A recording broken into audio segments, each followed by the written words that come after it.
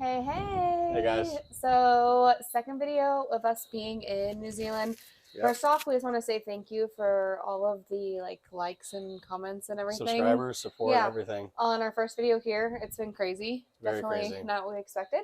But second video, we wanted to do it over our car that we got and just kind of differences. So first off, let's start. Hey Daniel, What's up? did you just drive this car? Yeah, And what side did you get out of? the wrong side, according to Americans anyway. According to Americans. So, segue into our next video, we are going to be talking about the cars and the difference of driving between America and New Zealand. So, Yeah. as you saw, and we will show you more in a second, but Daniel got out on the passenger side. Passenger side for Americans. For Americans, which is the driver's side. Driver's side for New Zealand and Australia and most of the rest of the world. So, yeah. Very hard couple of days when we first bought it. Most nerve-wracking thing is having a brand new 2022 car and trying not to wreck it for your first time ever driving on the opposite side of the road. I actually had someone ask me yesterday, I didn't even mention this to you. They were like, so when you came here, did you have to take a driver's test or anything like that to be able to drive? And I was like, nope. No. And I said that I had read online that certain countries like America and everything, you can just drive, which was kind of concerning because our rules and everything are so different. Yeah, you can drive for 6 months with an American driver's license, but they expect you to get a New Zealand one by 6 months. And if you haven't, I think it's like a fine or something like that. I don't know. Okay. But we're good to go. Yeah. We can drive. However, it's just everything's opposite. So, yeah, so let's talk about some differences between driving here and in the United States. Like we had mentioned, biggest difference is driving on the other side of the road. Yeah.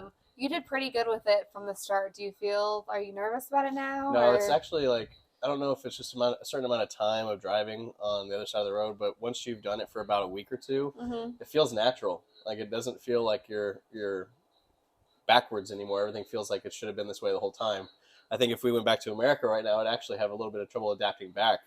But it's smooth. I feel fine, and I think you are feeling better and more confident. So I definitely struggled with it more than Daniel in the beginning. The hardest thing for me, and it's really weird to conceptualize it without driving on the other side of the road, but since we're driving on the passenger side, it was really hard for me to figure out how far I was from the side of the road. Right. So, we went in a busy neighborhood, one of the second days I drove. With a lot of cars parked on the side. And I think I hit the curb 2 or 3 times and may or may not have almost hit an old person walking just because I couldn't tell, how far away we were driving, which is kind of different. You get so used to, when you're driving on the correct side for Americans anyway, how much space you have on the opposite side of the car. You know exactly how close you can get to cars that are parked without hitting one. Mm-hmm. It's weird when you flip it because you don't understand, okay, now how much space do I have on the other side? Because that's not the side you're used to worrying about.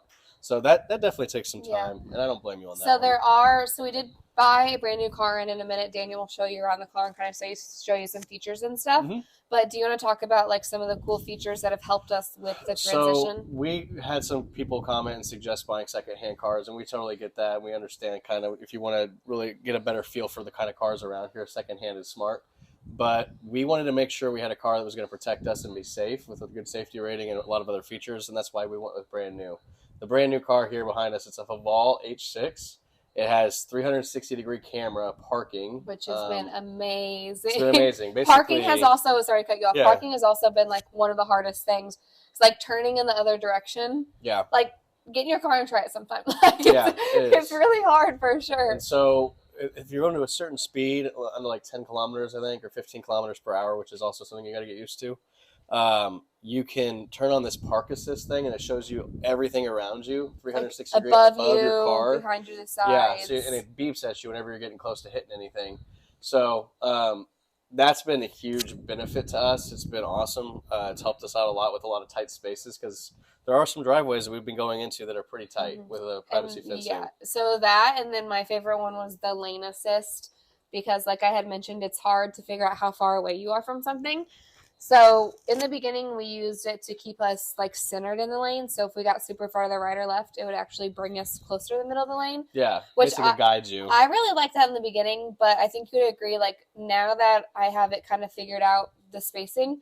I don't like it too much because it kind of pulls me in the middle where sometimes, you feel your steering wheel pulling, and it's nice because it keeps you safe. But when you're starting to get yanked a little bit too much, especially in heavy traffic, it's kind of hard. It's a little nerve-wracking. So yeah. Oh, something else I did want to mention before you show them around the car. A lot of people are probably like, "How did you purchase a car brand new, or like how did it all work? What was the process like and everything?" So for us, we wanted to make sure when we got here, everything was lined up and ready to go. Because we didn't want to get here and have to go from dealership to dealership to figure out kind of what we wanted. So Daniel did a whole bunch of research from the beginning to figure out what car we wanted. Yeah. So we knew when we were coming here, we wanted this Haval. We didn't know what model specifically, but that was going to be easy to figure out. And I actually reached out to someone in the States before coming here. So him and I were emailing back and forth. He knew exactly that we were coming. Good old James. Yeah, good old James from Farmers Autovillage in the Mount. Yep. But shameless plug. Yeah, he came and picked us up and brought us to the dealership, drove us around. He was great. He drove us around town, so we got to kind of feel the car, and then we were a little too nervous to drive it, but we felt everything we needed to from that. Yeah. So biggest differences between purchasing a car in the United States and in New Zealand. So first of all, when we were driving around in the car with James, and you can add whenever, I was like, how in the world are we able to come to New Zealand and purchase a brand new car like for the price it was? Because in the United States, it's way more expensive. Yeah. We would never be able to purchase like a luxury car like this. No, this has all the bells and whistles, and for this price, it's ridiculously cheap. And he said in New Zealand, they don't up the price. Not as much. Not as much. They don't go over market value really that much. Yeah, so basically what they get the car for is what they sell it for. So there's not too much like haggling back and forth, which is nice to know. Yeah. And then do you want to explain like how it was like a one-stop shop? Yeah, so essentially what we did was we showed up at the dealership. We told them we wanted to buy a car. They said, okay. We said, what do we do about insurance? What do we do about registration? Because, you got to go to the DMV, register your new car, get a license plate, all that stuff. Call a billion insurance agents to get the best rates. Call best rates for insurances. Call agencies that can help you out. And he said, oh, no, we're just a one-stop shop. We can do all that here.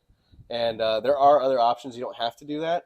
But to be honest with you, we were in and out in the same amount of time it would take to buy a brand new car in the States. And we also walked away with registration done. And insurance. Like they got us license plates and everything. And then they like will send us, because you get registration here once a year, I think. Once a year, I think, yeah. And then they'll like send us emails and like check up on us just to make sure like we're getting it renewed, and we can go get it renewed through them or do it online. Right. But it was just nice, and especially for us, like not having to drive around 50 different places to register your vehicle and stuff like that. It's much a different experience. It was all in one, and it was really convenient. But yeah, if you guys have anything else to add, feel free to let us know. I'm going to have Daniel bring you around the car and show you around a little bit. It's his baby. It's supposed to be mine, but I love it. But all right, show him around. So as we mentioned, we went with the Haval H6. You could have gotten a Julian. It was like $5,000 cheaper in New Zealand dollars. But this whole thing is a 5-seater crossover SUV, I guess is how you consider it. It's pretty nice. It's not huge, which is not a 7-seater. It's only got 5. We didn't want to go too big because if we go too big, I feel more crowded on the road. And we had a 7-seater in the U.S. and it was a little much. So we decided to go with this, and I love it. It's got a lot of really cool features. It's luxurious.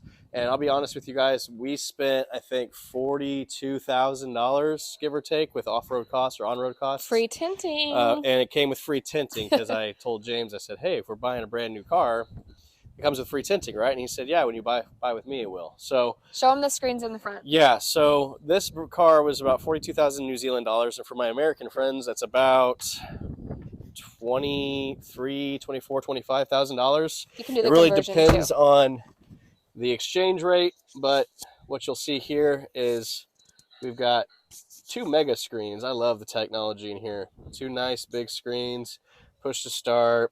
This is actually wireless charging in here, so you can set your phone down and it just charges.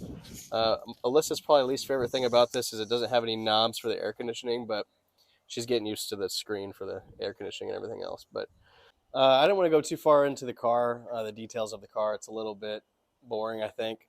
So I just wanted to make sure that you guys got everything you needed out of that video in regards to how buying a car works in New Zealand, how the road driving is different, and how everything else works. If I missed anything or you guys have some stuff you want to interject or add, please feel free to do so. Like I said, we're still very new to everything here. We like to pretend like we know things, but still learning. So hope you guys enjoyed the video. Please feel free to reach out to us on Instagram or through our email, newlynewzealand@gmail.com. Newly New Zealand on Instagram too. I hope you guys subscribe and share our channel to everybody so that anybody interested in leaving their country to come to this beautiful one can get everything they need to know about it.